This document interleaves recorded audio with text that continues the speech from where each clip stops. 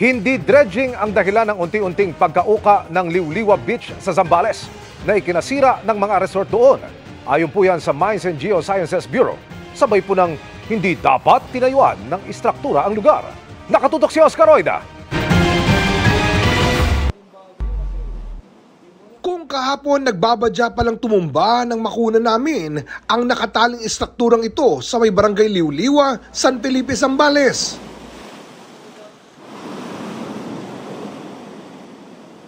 Kaninang umaga, tuluyan itong napatumba ng nagngangalit na alon. Kasabay nito ang tuluyang pagbagsak ng pag-asa ng resort manager na si Gladys. Dalawa na kasi sa minamando niyang resort sa lugar ang na-wash out ng alon. Lalo ako po, may anak po akong grade 10, may grade 5 and nasa SPED na sa bayan na nag-aaral. Kasi kami, tiga-baryo pa po kami. Malayo po ang baryo sa bayan.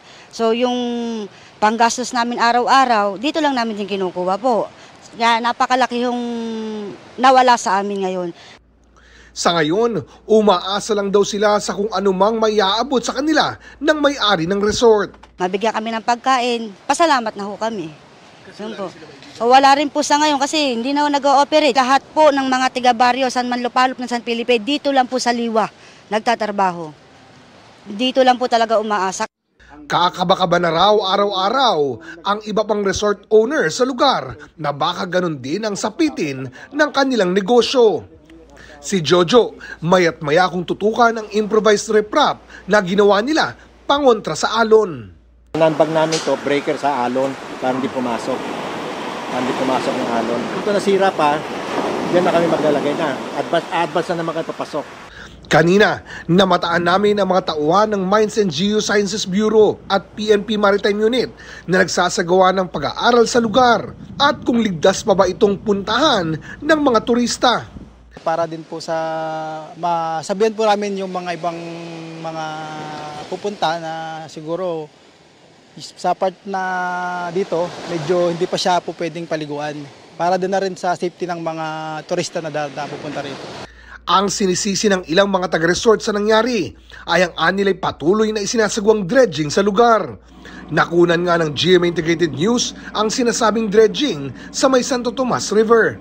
Ayon sa mayor ng munisipalidad, malaking tulong ang dredging para maibsan ang pagbaha sa kanilang lugar, lalo't heavily silted na ang kanilang ilog. Manang bayan ng baha parati eh. Binabaha na kami dito yung river kasi if you will go to the upstream side, I think 20-30 meters higher yung riverbed than the land side. So, you see, lahat ng tubig sa bundok. Bago dadaan doon, dadaan mo na rito. Ayon naman sa Mines and Geosciences Bureau, hindi umano dredging ang sanhi ng coastal erosion sa lugar. Meron na pong coastal erosion before dredging. So therefore, by situational analysis, hindi mo dredging ang may problema dyan. Ano? Sabi ng MGB, malaking bahagi ng baybayin sa ilang bayan sa Zambales ay bahagi noon ng dagat bago pumutok ang bulkang Pinatubo noong 1991. Nung pumutok si Pinatubo, 7 billion cubic meters po ang iniluwa ng bulkan. Saan ang pupunta yun? Ano? Either tamunan ang mga nasa slopes ng bulkan, or pumunta ng dagat. Matter of fact, we have the shoreline 1 kilometer to the east ng ating shoreline ngayon. Ano? So ang abante sa San Felipe and San Narciso is 1 kilometer from the 1977 shoreline. Kaya nga raw itinuturing na unclassified land ang naturang lugar.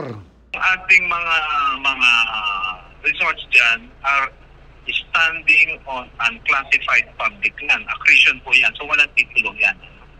Dapat hindi yan nilagyan ng building kasi sa ating building code, dapat may titulo ka bago ka matigyan ng building permit saka ng electrical and water fixtures. The tenural instrument from the DNR. Hindi bigyan mo ng certificate. Patuloy naman ang pakikipag-ugnayan ng lokal na pamahalaan sa iba't ibang ahensya tulad ng DENR para alamin kung ano ang pinakamainam na gawin sa lugar. Para sa GMA Integrated News, Oscar Oida, nakatutok, 24 oras.